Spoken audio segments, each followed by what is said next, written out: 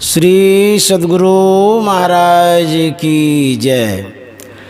विद्यानंद बाबा best channel पर आप सबका स्वागत है। मैं इस चैनल से आप तक साधु महात्माओं को प्रस्तुत करते आ रहा हूँ।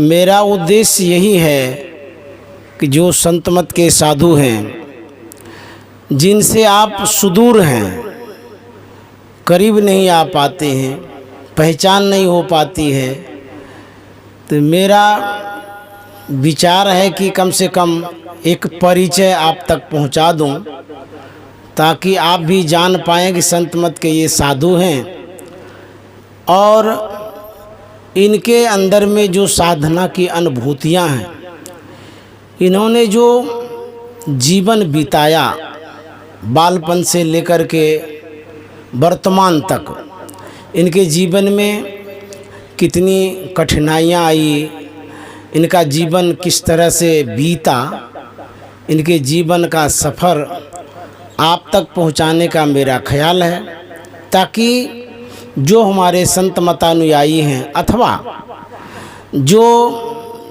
धार्मिक विचार के हैं, जो साधु महात्माओं को मानते हैं, उनके अंदर में जान करके श्रद्धा होगी, विश्वास होगा साधु महात्माओं के प्रति। इन्हीं ख्यालों से साधु महात्माओं के जीवन को मैं इस चैनल से प्रसारित करता हूँ।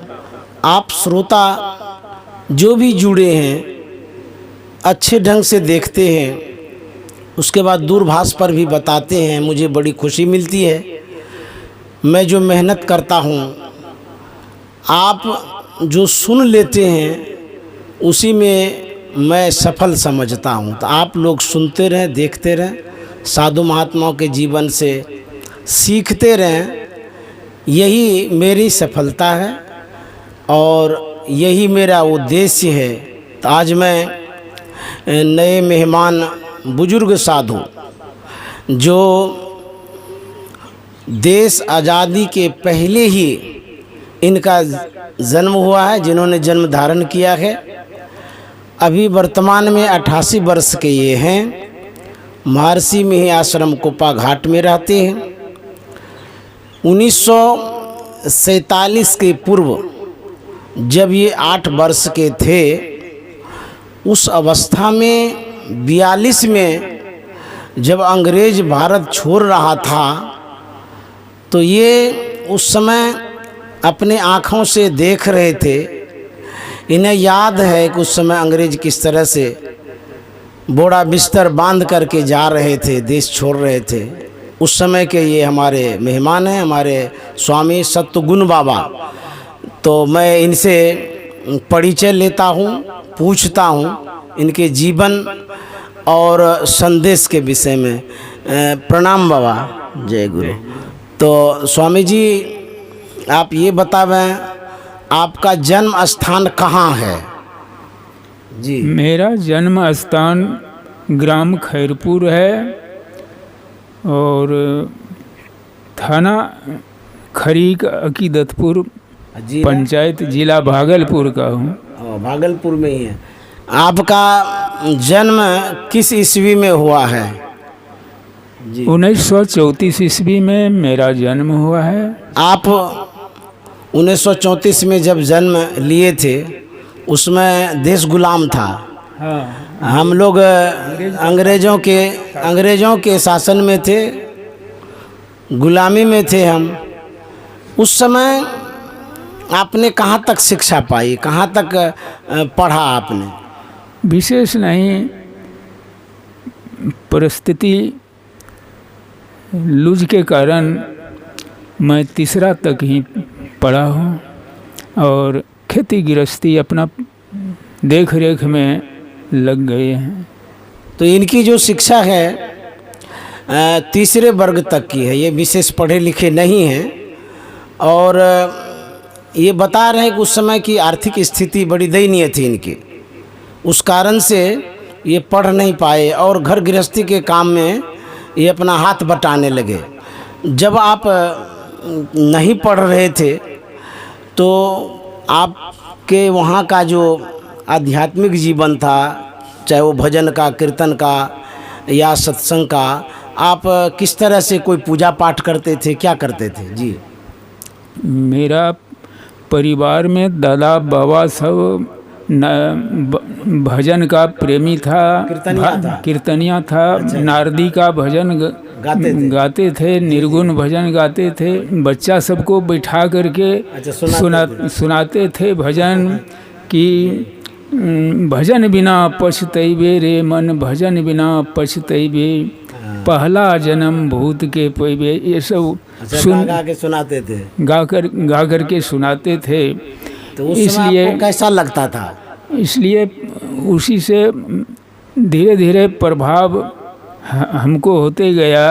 अच्छा। कि मनुष्य शरीर पाने का यही उद्देश्य है कि भजन साधन करना चाहिए। जी। भजन में धीरे धीरे मन लग गया।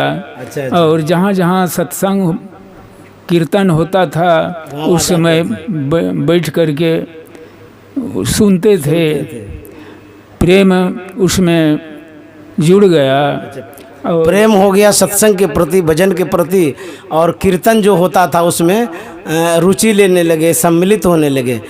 तो उस समय जब आप संत मत से नहीं जुड़े थे, उस समय क्या पूजा पाठ करते थे आप? किनको मानते थे उस समय? उस समय आकर के हनुमान चालीसा का पाठ करके और तब कुछ काम करते थे, भोजन वोजन जो होता था। और कोई पूजा? और पूजा तो नहीं करते थे। मंदिर में जाते थे? मंदिर में कभी कभी साथ में, शिव मंदिर में भी अच्छा। लोग को देखते थे, तो एक दो बार वहाँ भी गए हैं शिव मंदिर में। अच्छा। जल ढारने के लिए जी। सब लोग जाता था, भी गए थे। जी। तो पहले ये कीर्तन भी सुनते थे, उसके बाद हनुमान जी का पाठ भी करते थे, हनुमान चालीसा का, और मंदिरों में भी जाते थे। यह जो पहले भजन कीर्तन होता रहता था गांव में यत्र तत्र, उससे गांव के बच्चे भी जुड़ते थे, मेला देखने के ख्याल से भी जाते थे।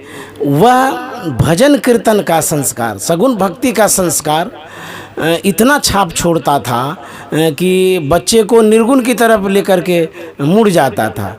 तो जो गांव में भी भजन कीर्तन पहले होता था, अभी भी जो हो रहा है वह सगुण भक्ति है, लेकिन उसी सगुण भक्ति को सुनते सुनते निर्गुण भक्ति की ओर जाते हैं। मैं भी जब बालपन में था तो रामधुनी सुनने जाता था, रामायण का जो पाठ होता था वो भी सुनने जाता था, कहीं रामायण की कथा होती थी वो भी सुनने जाते थे, भागवत कथा होती थी वो भी सुनने जाते थे, कहीं भजन कीर्तन का कार्यक्रम होता था तो मैं भी सुनने जाता था। वही संस्कार जो आध्यात्मिक संस्कार था उसी से मुड़ करके, संस्कारित हो करके आज यहाँ निर्गुण भक्ति करने के लिए संतमत से जुड़े। और आप संतमत से कैसे जुड़े, थोड़ा ये बताइए। बूढ़े बुजुर्ग सब सत्संगी था। बाबा देवी साहब का कुछ चर्चा चलाता था, ये बाबा देवी साहब का शिष्य है। अच्छा। पुराना सत्संगी है और घट रामायण रखता था। हाँ, घट रामायण का पाठ पढ़ता था, उस सुनने में हमको भी रुचि अच्छा लगता था। तो उस समय सत्संगी लोग जो घट रामायण पढ़ते थे तो लोग क्या कहते थे? लोग संत सत्संगी नहीं कहते थे, उस समय घट रबैनिया कहते थे। अच्छा। गांव का लोग घट रामायण जो पढ़ते थे। हाँ। तो घट रबैनिया कह करके मानते थे। जी, लोग सब घट रबैनिया है। अच्छा, उस समय बाबा देवी साहब के शिष्य थे? हाँ, कोई बूढ़े बुजुर्ग सब बाबा देवी साहब का भी शिष्य थे आपके गांव में। तो इस तरह से आप सत्संग में जाने लगे? हाँ, जहाँ जहाँ सत्संग होता था तो हम जाया करते थे। आप भजन कीर्तन और सत्संग में सम्मिलित होने लगे। उसके बाद एक मोड़ आया जो सामाजिक जीवन में, पारिवारिक जीवन में सबके लिए आता है, जो वैवाहिक कार्यक्रम है, घर गृहस्थी का जो जीवन है, घर गृहस्थी के जीवन में जो विवाह का संबंध है वो कब हुआ था जी? कितना उम्र होगा उस समय? उस समय 18 वर्ष के होंगे। हाँ, यही तब शादी अंदाजा हो गई थी। हाँ। शादी हुई, उसके बाद घर गृहस्थी में अपना जीवन बिताने लगे। हाँ। आपको कितने बाल बच्चे हैं? 3 लड़के हैं, 2 लड़की है। वो सब शादी विवाह हो गया? हो गया है जी जी। अब वो अपने घर में रहते हैं? हाँ, अपने घर में रहती है। जी जी। ये गृहस्थ आश्रम से आए हैं, गृहस्थ जीवन बिता करके आए हैं, बाल बच्चे भी हैं, और इनसे अब ये जानते हैं कि ये संत मत से कैसे जुड़े, इनका सफ़र कैसा रहा।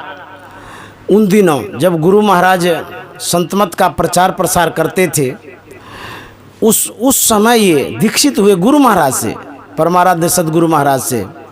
इन्होंने किस तरह से दीक्षा ली, इन्हीं से जानते हैं कि कितनी कठिनाई हुई थी उस समय, कैसे इन्होंने दीक्षा ली। आप जब दीक्षा लिए उसके पहले क्या यहाँ आते थे कुप्पाघाट? हाँ, उसके पहले गांव का सत्संगी बैठ करके एक जगह, किसी जगह बैठ करके सत्संग स्तुति प्रार्थना करता था, उसमें हम भी भाग लेते थे। जी जी। और जहाँ जहाँ सत्संग मासिक और जिला वार्षिक भी हुआ करता था, उसमें जाया करते थे। जी जी जी। और कभी इतवार का इतवार बराबर आते थे कुप्पा आश्रम, यहाँ से प्रेरणा और अठगामा का सत्संगी सिपाही दास का यहाँ होता था, लगाव था। हाँ, उस जगह कब कितना मरतब वहाँ गुरु महाराज गए हैं, और किसी का दरवाजे पर सत्संग क्या मंदिरे मान करके उसी जगह सत्संग किया करते थे। हम सब भी 2-4 गो मिल करके वहाँ जाते थे, सत्संग सुनते थे। जब दीक्षा लिए उसके पहले कुप्पाघाट गुरु महाराज से आए मिलने के लिए? हाँ, कुप्पाघाट गुरु महाराज से मिलने के लिए आए, दीक्षा लेने। 3 साल तक सत्संग किए, उसके बाद मन में हुआ कि अब दीक्षा ले लेना चाहिए। तब कुप्पाघाट आए। अच्छा, फिर कुप्पाघाट आए तो गुरु महाराज से निवेदन किए कि हुजूर दीक्षा लेना चाहते हैं। तो गुरु महाराज बोला कि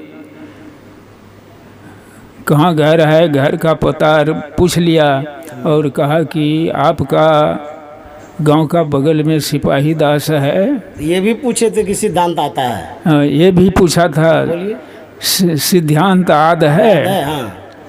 तो आप क्या कहें? हम कहे कि यहाँ कुछ आद है जी, सिद्धांत पाठ करते हैं, कुछ आद है। तो जाइए, एक साक्षी आपका पुराना सत्संगी है आपका गांव में। तो हाँ, पुराना सत्संगी अठगामा में सिपाही दास रहे, उससे बराबर सत्संग करने के लिए जाया करते हैं, उसके साथ सत्संग करते हैं। हाँ, और सत्संग करके फिर रात में वहीं सो जाते थे। सवेरे होता था तो गांव आते थे। सुनते सुनते मन में हुआ कि दीक्षा लेना चाहिए। तो जाकर के सिपाही दास को बोले? तो गुरु महाराज ने कहा कि जा करके सिपाही दास से कहिए उसको बुलाते आइए और साथ में तब दीक्षा देंगे। आपने तो हम गए गांव कि तो सिपाही दास, हम गांव गए और सिपाही दास यहाँ कुप्पा आश्रम गुरु महाराज के यहाँ आ गए। भेंट नहीं हुई। तो गुरु महाराज ने बात चलाया कि आपका खैरपुर का सत्संगी आया था दीक्षा लेने के लिए, उसको भेज देना है। अच्छा अच्छा। तो उसने खबर दिया गांव जा कर के कि आपको गुरु महाराज ने बुलाया है दीक्षा लेने के लिए। जी जी जी। तो कुप्पा आकर के निवेदन किया गुरु महाराज से और दीक्षा लिए। कुप्पा दीक्षा मिल गया। कौन ईस्वी था लगभग जो दीक्षा लिया आप? दीक्षा लिए हैं 62 ईस्वी जी। 1962 में इन्होंने बड़े सरकार से परमाराध्य गुरु महाराज से दीक्षा प्राप्त किया। तो इनसे जो मैंने सुना, उस समय जब गुरु महाराज दीक्षित करते थे तो बड़े ठोस तरह से जांचा करते थे सत्संगियों को, पूछा करते थे सत्संगियों को, और विशेष रूप से सिद्धांत पूछते थे कि जो संत मत का सिद्धांत है वो जानते हैं कि नहीं जानते, क्योंकि संत मत के सिद्धांत में सारी बातें आ गई है। तो उस सिद्धांत को जो जान जाते थे या जो मुजबानी बता देते थे वो ठोस सत्संगी कहलाते थे, उन्हीं को गुरु महाराज दीक्षित भी करते थे। दूसरी बात इन्होंने बताया कि गुरु महाराज ने कहा एक साक्षी ले आइए कि सही में ये सत्संगी हैं या नहीं है, कि क्या हैं, कोई जानते हैं कि नहीं जानते हैं। तो गुरु महाराज साक्षी भी मंगवाते थे कि किसी सत्संगी को आप जानते हैं कि नहीं जानते हैं। तो इस तरह से सिपाही दास जो संत मत के विख्यात सत्संगी हैं, आप लोग सब कोई जानते होंगे, उनके घर के बगल में इनका घर है। तो उनसे इन्होंने कहा तो नहीं, लेकिन वो यहीं आ गए थे गुरु महाराज के पास। तो गुरु महाराज ने ही कहा कि आपके खैरपुर के सत्संगी आए थे, वो दीक्षा लेना चाहते थे, तो आप जानते हैं तो उन्हें भेज दीजिएगा। तब ये आए। 1962 में इन्होंने दीक्षा लिया। तो गुरु महाराज का जो सिद्धांत है बड़ा ठोस है। उस सिद्धांत का जो पालन करेंगे वो ठोस सत्संगी होंगे। सिद्धांत रीढ़ है, जैसे शरीर के लिए ये जो रीढ़ है खड़ा करने के लिए, उसी तरह से संत मत का सिद्धांत है सत्संगियों को खड़ा करने के लिए। कहीं न कहीं सिद्धांत से जब हटकर हम चलते हैं या हटकर व्यवहार करते हैं तो हम आम सत्संगियों में कमियां पाते हैं, त्रुटियां पाते हैं, गलतियां पाते हैं। तो आप लोगों से यही निवेदन है कि संत मत सिद्धांत को पढ़िए भी, मन में गढ़िए भी कि गुरु महाराज ने जो सिद्धांत दिया है, लिखा है, जिसका हम रोज पाठ करते हैं, स्तुति विनती में रोज होता है पाठ, लेकिन उस पर चिंतन नहीं करते हैं, गहराई तरह से ठोस तरह से विचार नहीं करते हैं। इसीलिए उस बात को पकड़ नहीं पाते हैं गुरु महाराज ने कहा क्या है और हम क्या करेंगे, क्या मेरा कर्तव्य होता है। तो इसीलिए गुरु महाराज सिद्धांत पूछा करते थे और तब दीक्षित करते थे। आजकल बिना सिद्धांत पूछे ही दीक्षित करते हैं, दीक्षा देते हैं। तो सिद्धांत को ठोस तरह से बता नहीं पाते हैं, समझा नहीं पाते हैं। पढ़ते रोज हैं, स्तुति विनती में रोज हम लोग गाते हैं सिद्धांत को, जो परम तत्व आदि अंत रहित असीम जन्मा अगोचर सर्वव्यापक और सर्वव्यापकता के भी पढ़े हैं, उसे ही सर्वेश्वर सर्वाधार मानना चाहिए आदि। यही सिद्धांत है। इनके अंतर्गत जितनी बातें हैं उन बातों से हम सत्संगियों को अवश्य अवगत होना चाहिए, सुन करके ही नहीं बल्कि हृदय में धारण करके। यदि आप सिद्धांत पर खड़े उतरेंगे आपके अंदर में कोई खोट नहीं होगा। ऐसा गुरु महाराज का विचार था, मन था। इसीलिए उन्होंने कहा कि सिद्धांत याद करके सुनाओ तब तुमको दीक्षा देंगे। तो इस तरह से गुरु महाराज बड़ा ठोस सत्संगी बनाया करते थे। ऐसे चलते फिरते दीक्षा नहीं देते थे गुरु महाराज। उनका बड़ा ठोस सिद्धांत था और गढ़ते थे सत्संगियों को। जो मांस मछली अंडा शराब आदि नहीं खाते उनको दीक्षा देते थे। जो गुरु महाराज के विचारों पर खड़े उतरते थे उन्हें दीक्षित करते थे। बहुत चेला बना लीजिए और बड़े गुरुजी बन जाइए चेला बना बना करके, ऐसा गुरु महाराज नहीं करते थे। जो भी गुरु महाराज ने किया है ठोस काम किया है और ठोस सत्संगियों को बनाया है। इस तरह से हम बाबा से जान रहे थे। अब आगे इनसे हम इनके विषय में जानते हैं कि बाबा आप का नाम अभी क्या है, पहले क्या था, ये थोड़ा बताइए।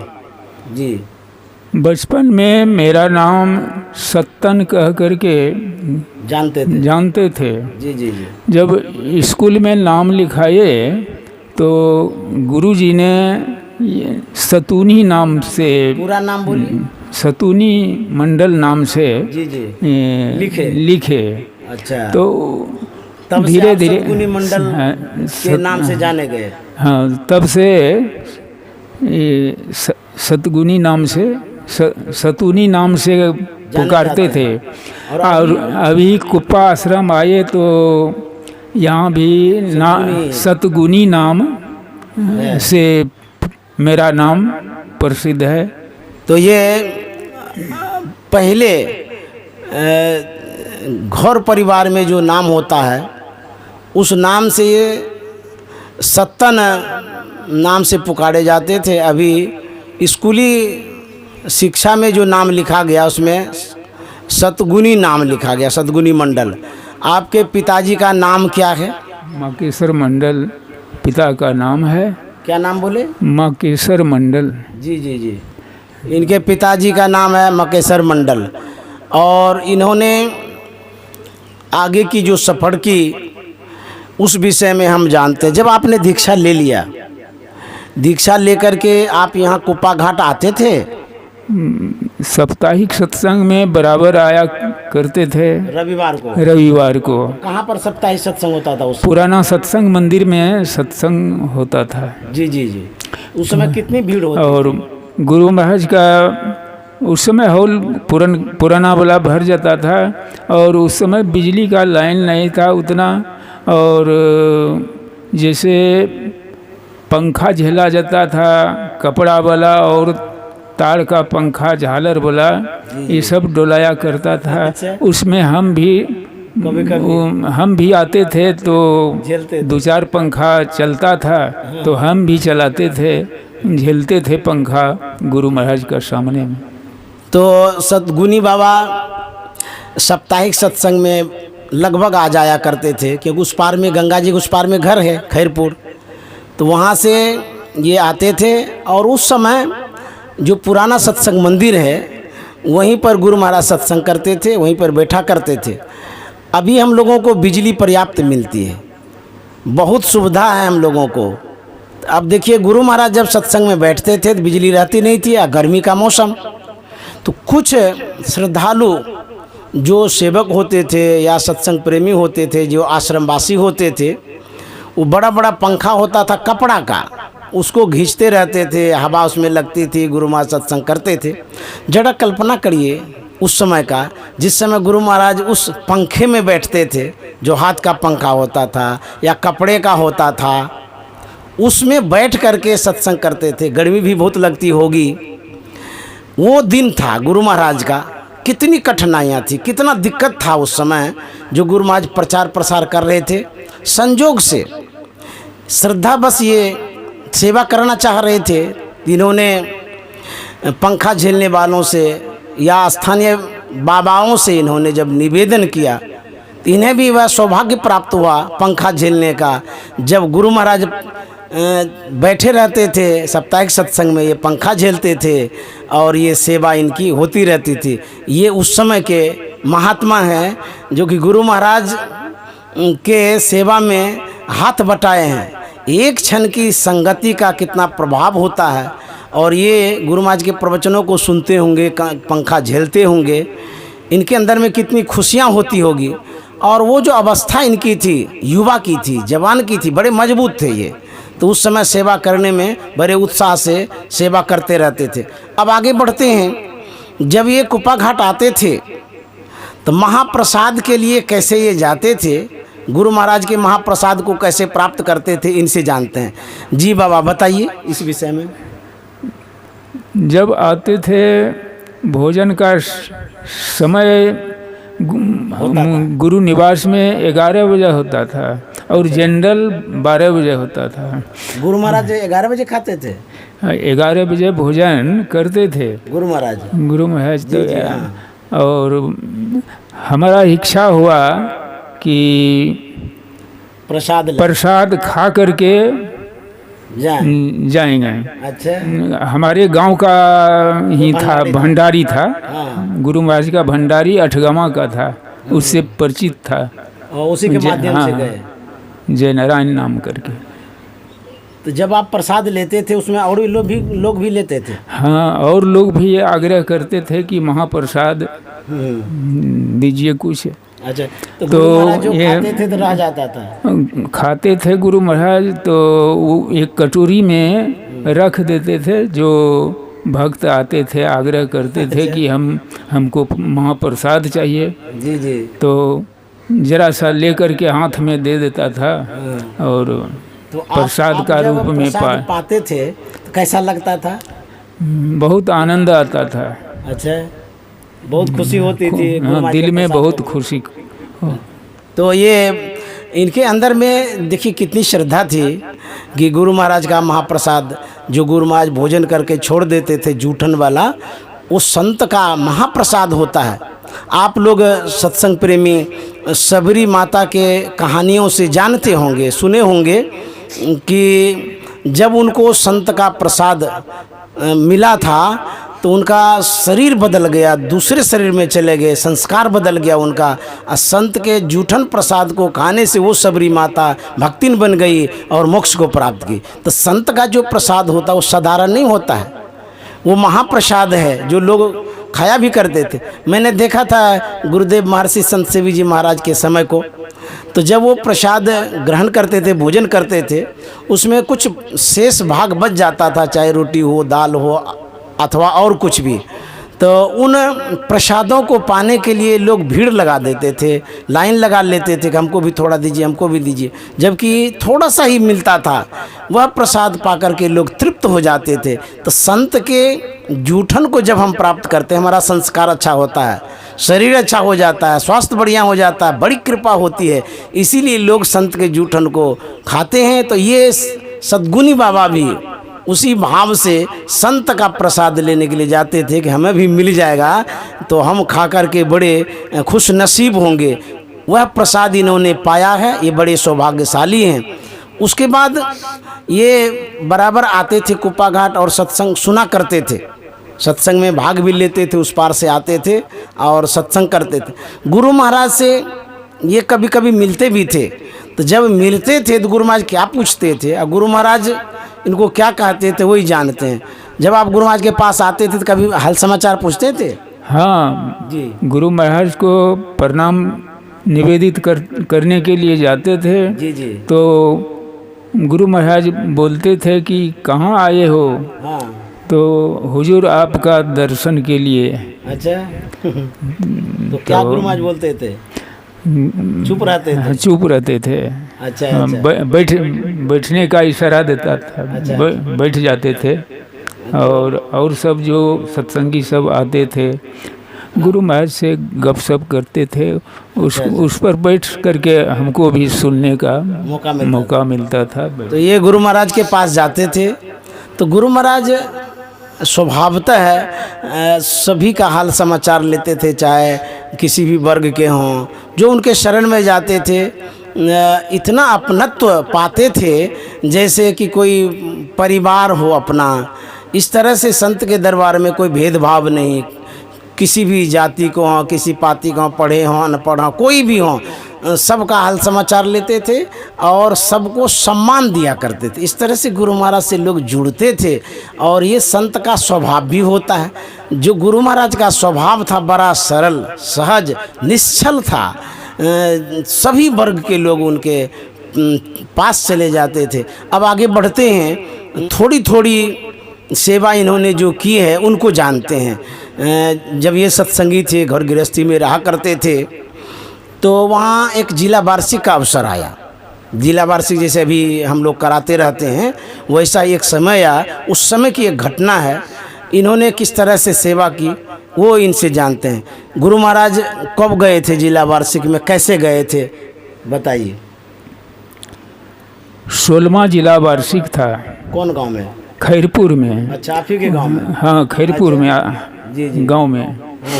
तो जिला वार्षिक सत्संग जाने का पहले गुरु महाराज ने कहा था, सिपाही दास के द्वारा खबर दिया था हाँ, कि हम खैरपुर जाएंगे तो जहाज पर से उतरेंगे, हाँ, तो कैसे जाएंगे? जहाज पर से उतरेंगे तो उस जगह दही सत्तू खा करके जाएंगे। अच्छा।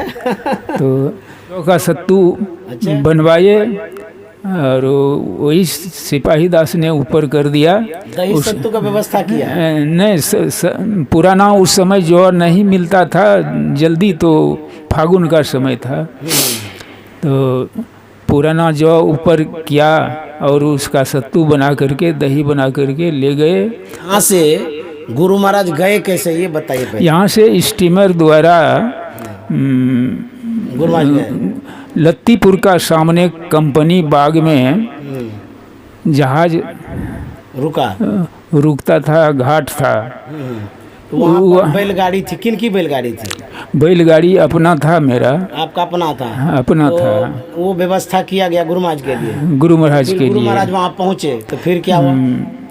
गुरु महाराज घाट पर पहुँचे, खाना पीना कर लिए, घाटे पर खाए, दही सत्तू खा करके तब गाड़ी पर बैठे। आपके बैलगाड़ी पर?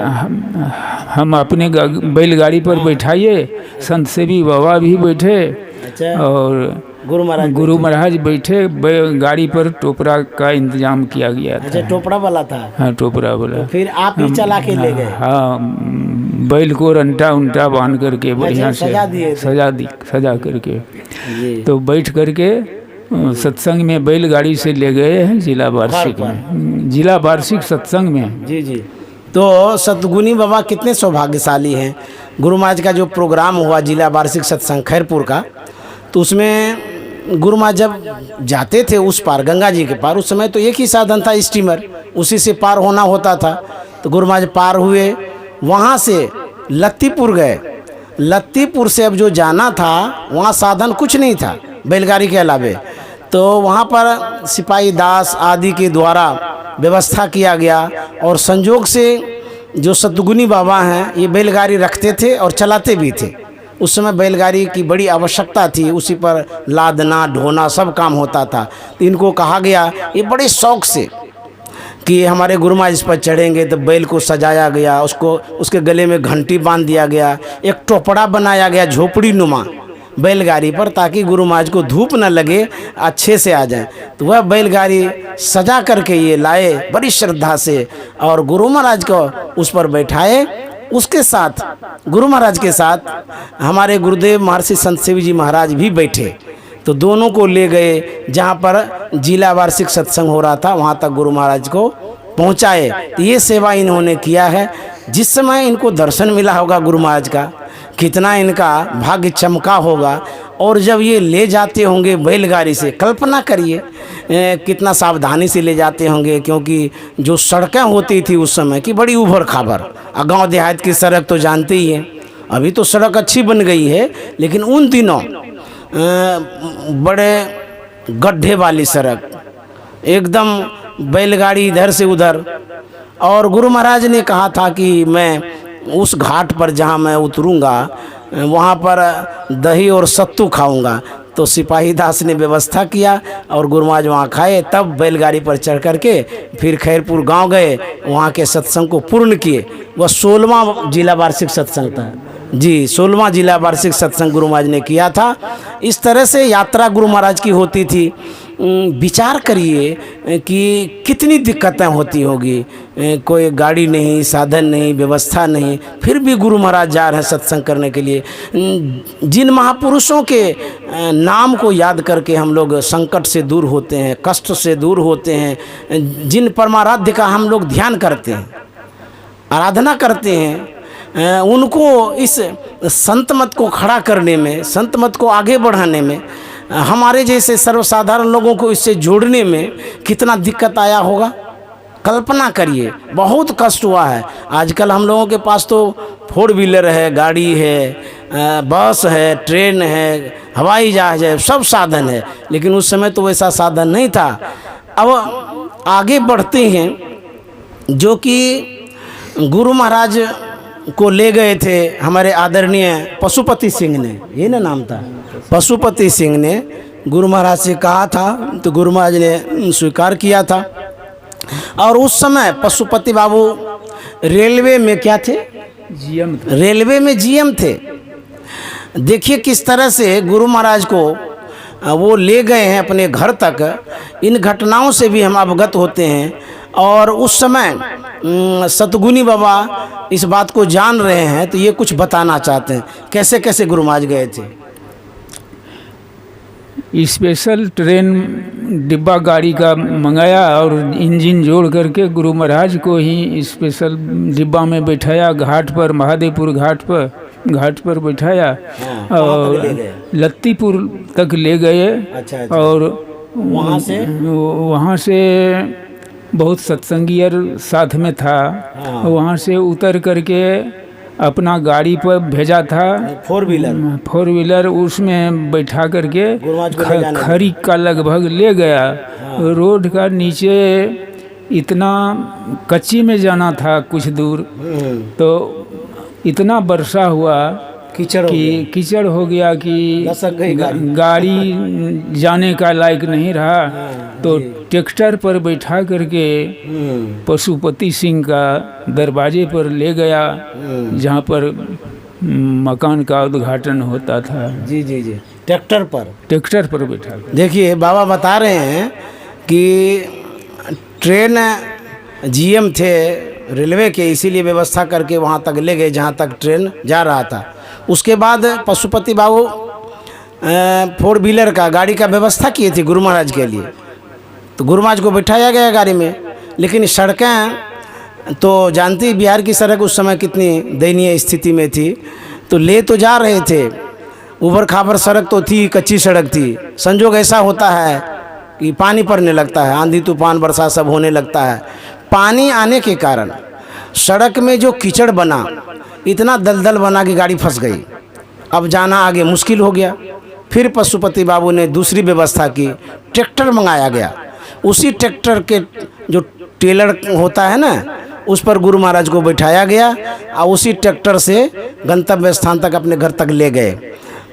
मैं ये कहना चाह रहा था कि गुरु महाराज उस समय जब जा रहे थे, देखिए कितनी कठिनाई हो रही थी। हम लोग ट्रैक्टर पर बैठने में संकोच करते हैं, नहीं ट्रैक्टर पर कैसे बैठेंगे।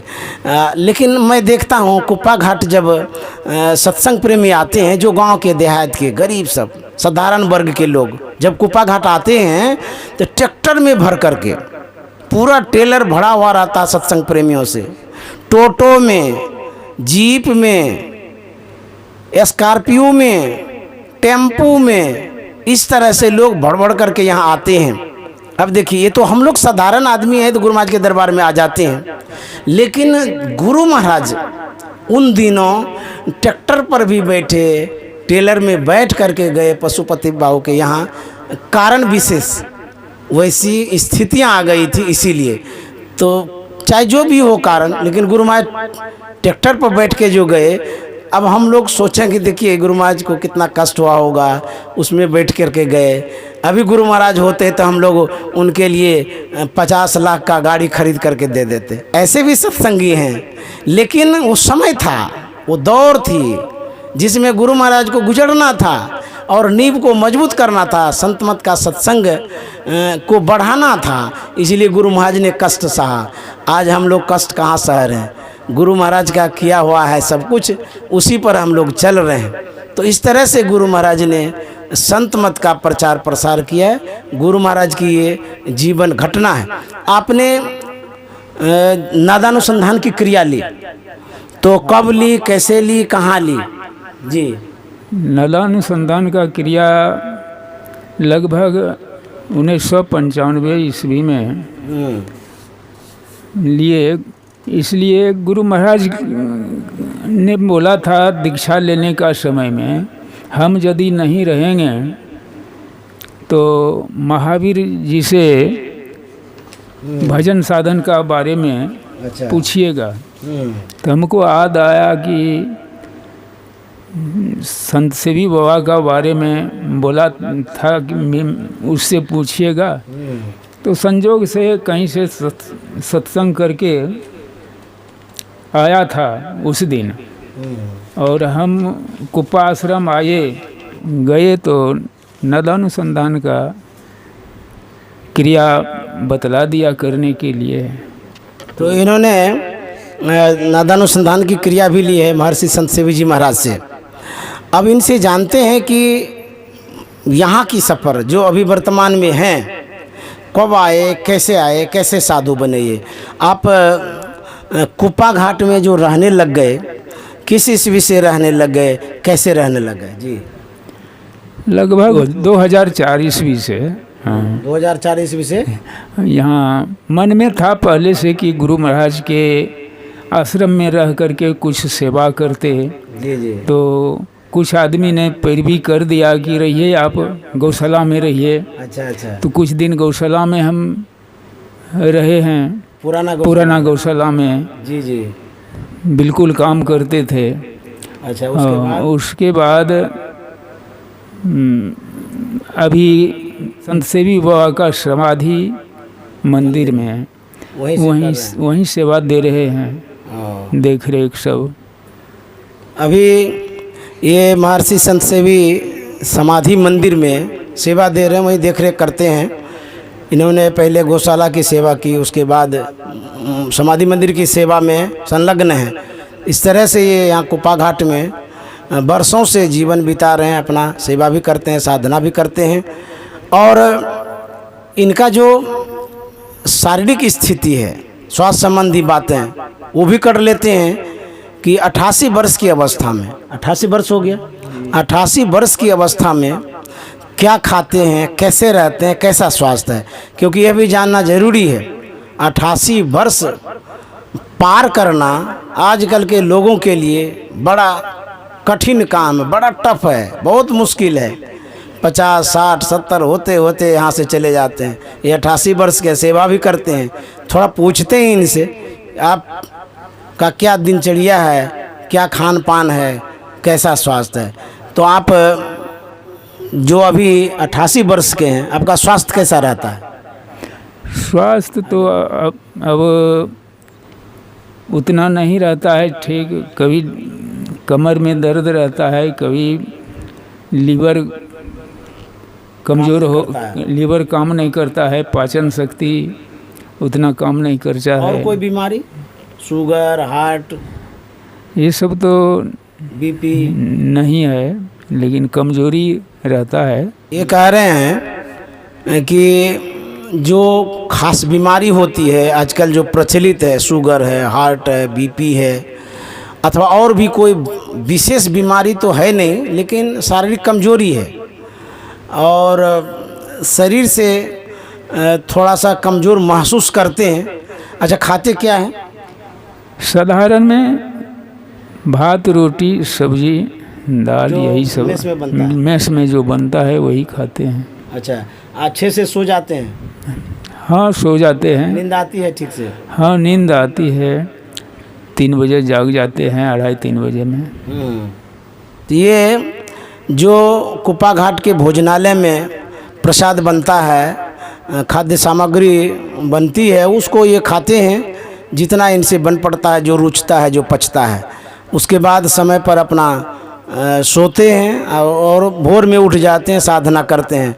और ये हैं हमारे सतगुनी बाबा, जिसे हम लोग विशेष रूप से जान रहे थे इनके विषय में, और गुरु महाराज के समय की भी बात को ये बता रहे थे। इनको जो सेवा का अवसर मिला वो भी बताए।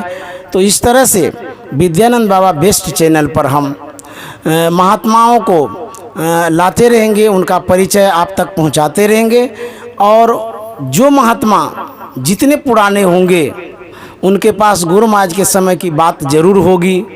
जो भी 1-2 बात वो जानते होंगे गुरु महाराज के समय का, वो भी आप को इस महात्मा के माध्यम से आप तक पहुंचाते रहेंगे। आप सभी श्रोताओं से निवेदन है कि आप इसी तरह से इस चैनल से जुड़े रहिए, और जो कोई इस चैनल से लाभ लेना चाहते हैं उसको भी जोड़िए, चाहे आपका परिवार हो, परिजन हो, कुटुंब हो, क्योंकि संतमत की बातें इस पर चली जाती है और महात्माओं के जीवन चरित्र को रखते हैं, जिज्ञासा समाधान रखते हैं।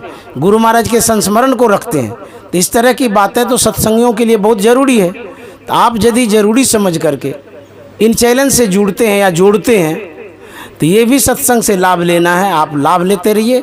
और हम परिश्रम करते हैं, विशेष मेहनत करते हैं, बाबा लोगों को बुलाते हैं, लोड करते हैं, आप तक भेजते हैं, ये सुनने के लिए है कि सत्संगियों को घर बैठे लाभ मिले। बहुत लोग नहीं आ पाते हैं, जैसे कुप्पा घाट नहीं आ पाते हैं या बाबा के पास नहीं जा पाते हैं, तो बाबा का विचार, उनका जीवन घर बैठे आप जान लीजिए और दूसरे को भी बताइए कि इस चैनल से जुड़ें और इससे लाभ उठावें। अब मैं यहीं पर वाणी में विराम दूंगा और जितना मुझे जानना था मैंने जाना इनसे।